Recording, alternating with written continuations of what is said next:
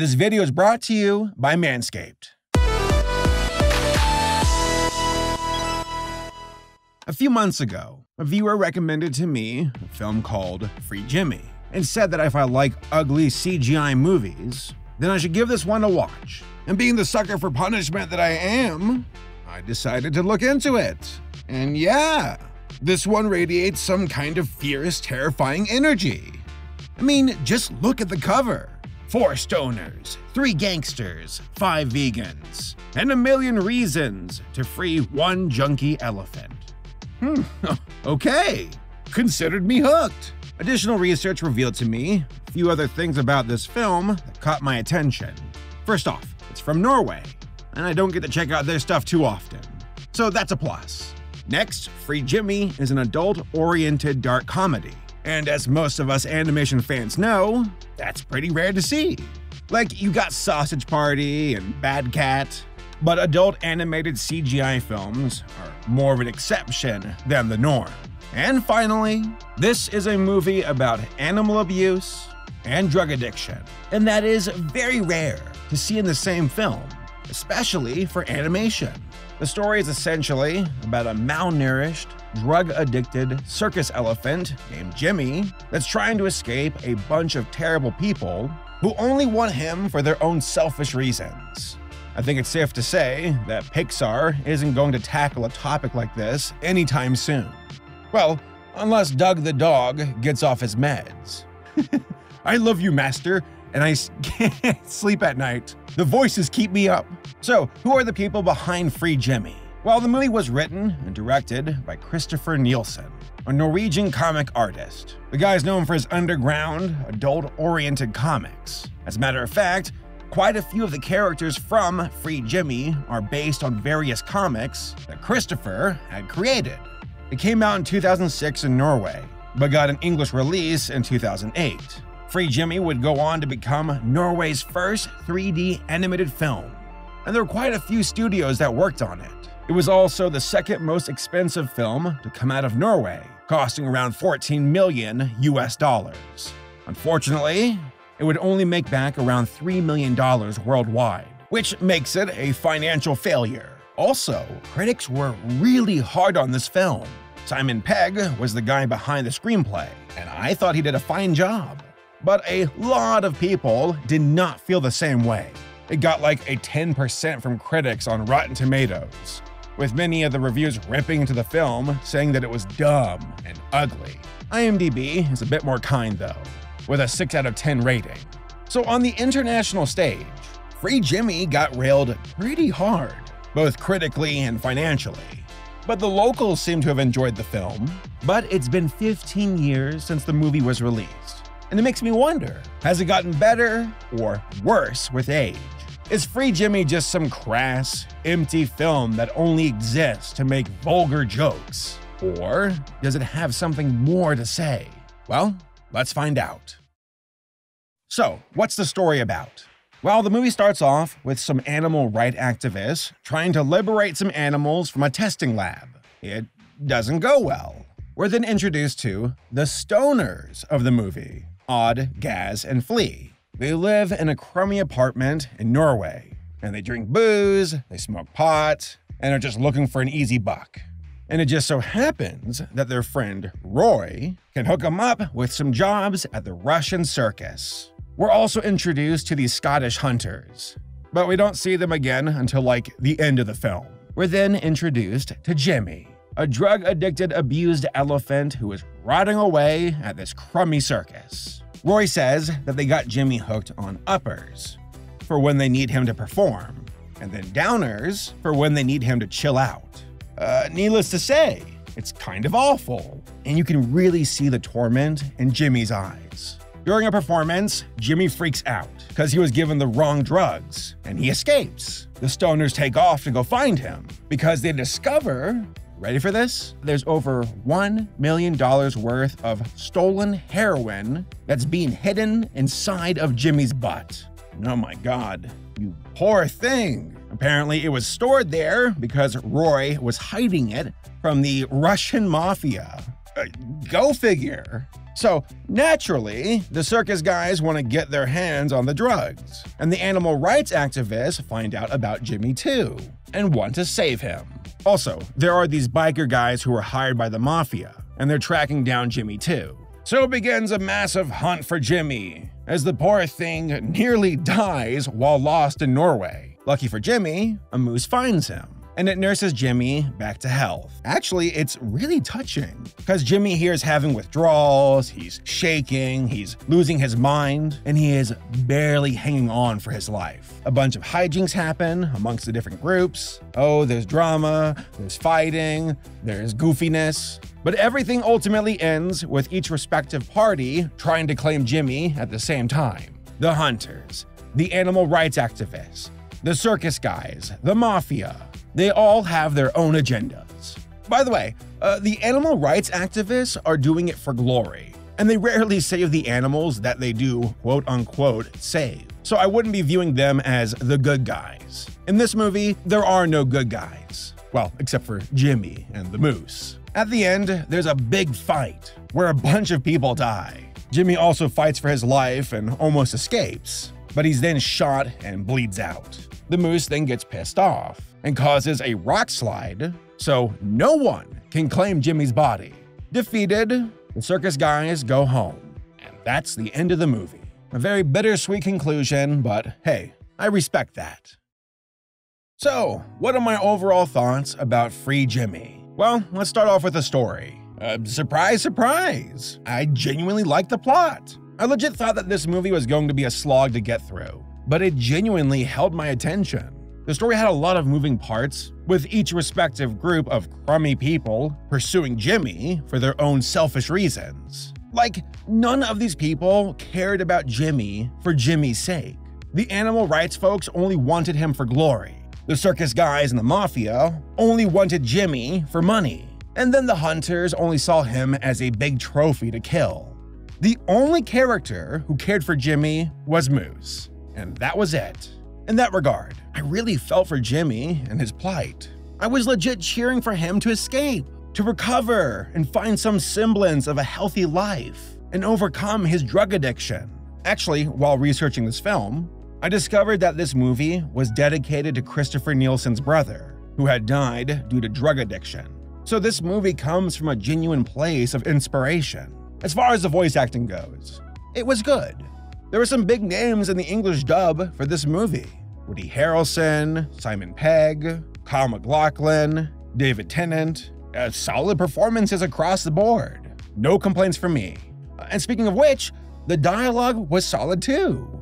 Now, I was worried that some of the exchanges would be just downright gross and unpleasant, but the dialogue had a surprisingly natural flow to it that kept me entertained. Again, well done. I also appreciate that Jimmy and the moose did not talk at all. Whenever they interacted, it was through body language alone, and also some good music too. All in all, very effective. Well done. And finally, there's the animation. Like I already said, I thought that the visuals were rough and unappealing at first. They kind of gave me a Goat Story vibe with these overly gross looking characters that are basically ugly caricatures. But guess what? It worked! On a visual level, it showcases how vile these people are, and that they're just as ugly on the inside as they are on the outside. It's supposed to be gritty. It's supposed to make us go, ew. Because these people are a bunch of criminal drug addicts who want to capture a poor elephant and kill it. In that regard, the unpolished character designs, the animation, the colors, the textures, they all work in the movie's favor. And also the overall tone and theme of the story. Just because something is ugly does not mean it's necessarily bad. And the folks who made this movie knew that, and they used that ugliness to say something about their film.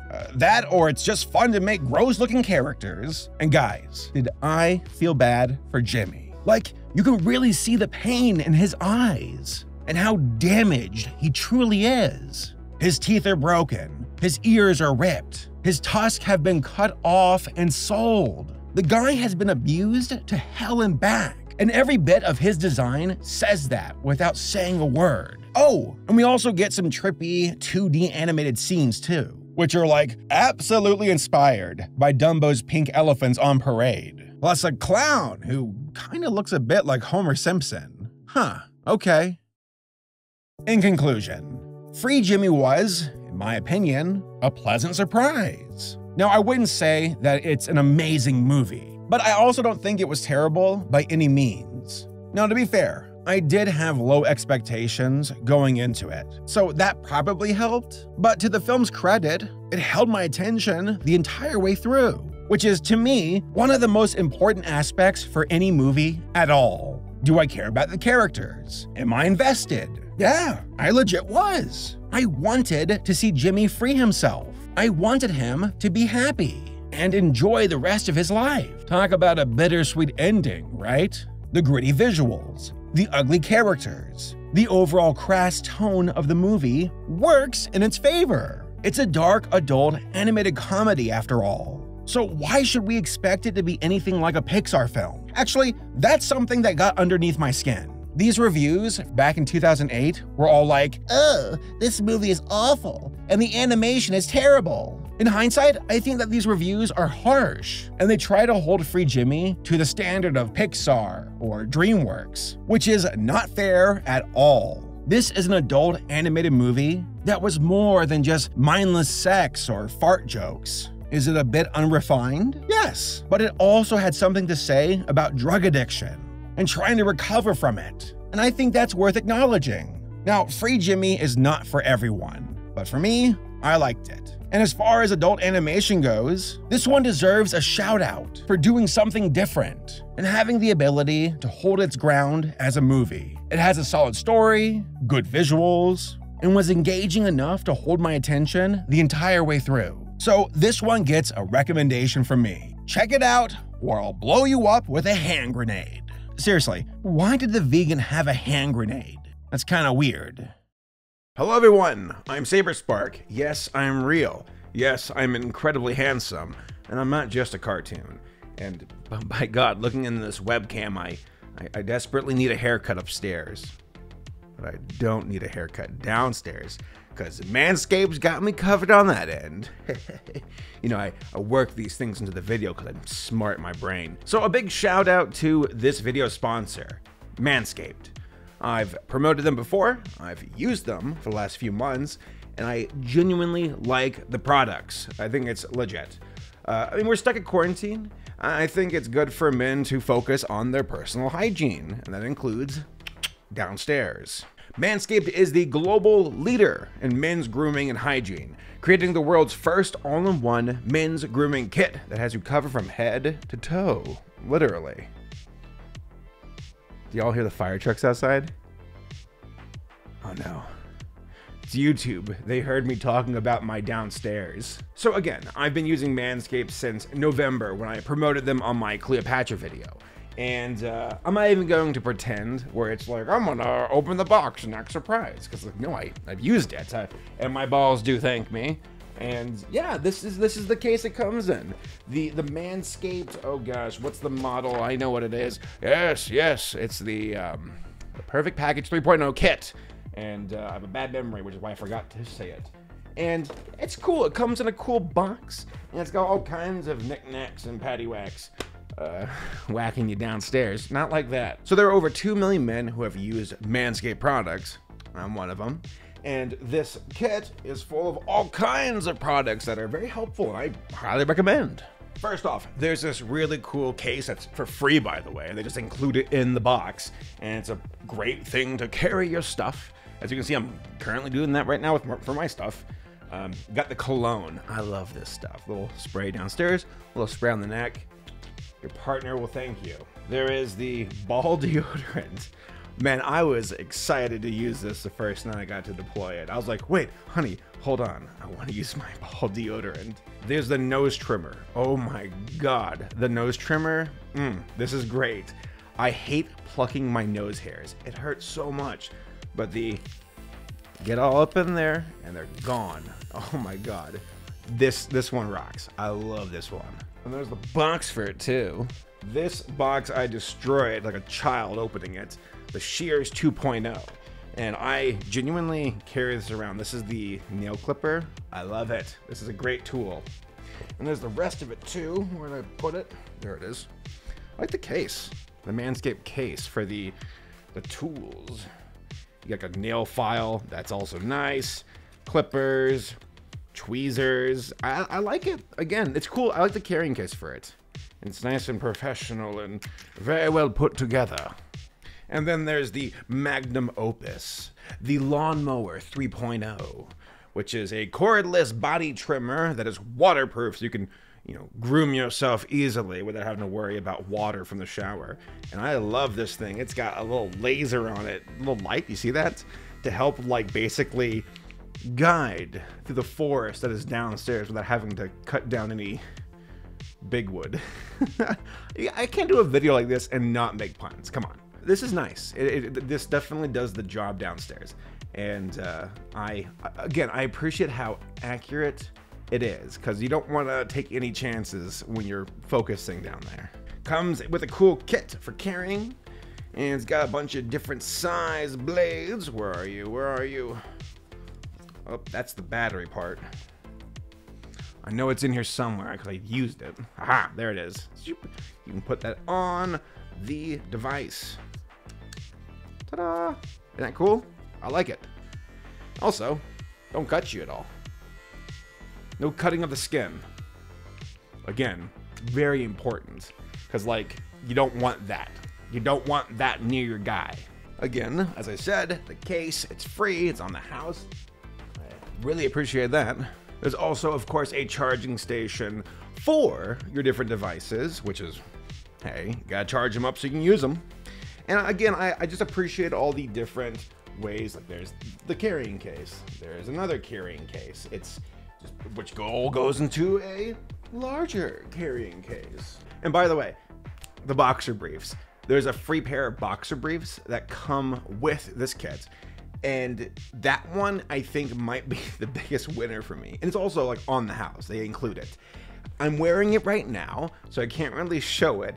Genuinely, and I wholeheartedly mean this, my favorite pair of underpants I've ever worn in my entire life. They're comfy. They are tight, but not to the point where it's choking you out. Boxer briefs, there's boxers. I feel like we go through that phase. Briefs, then boxers, and then the supreme top, boxer briefs. And these boxer briefs are the best boxer briefs I've ever worn. No hyperbole. So again, you're sitting around during quarantine. You're not doing anything. You might be looking at your partner and then you're like, I kind of want to do that. And this is where Manscaped comes in. It makes you presentable, makes you look good, and I highly recommend it. So if you want to get 20% off your order, go to manscaped.com/Saberspark, and boom, 20% off your order. That's a deal. So do yourself a favor, treat yourself while you're in quarantine, make yourself look really sharp, really good, and check out Manscaped and the Lawnmower 3.0 kit today. Your balls will thank you.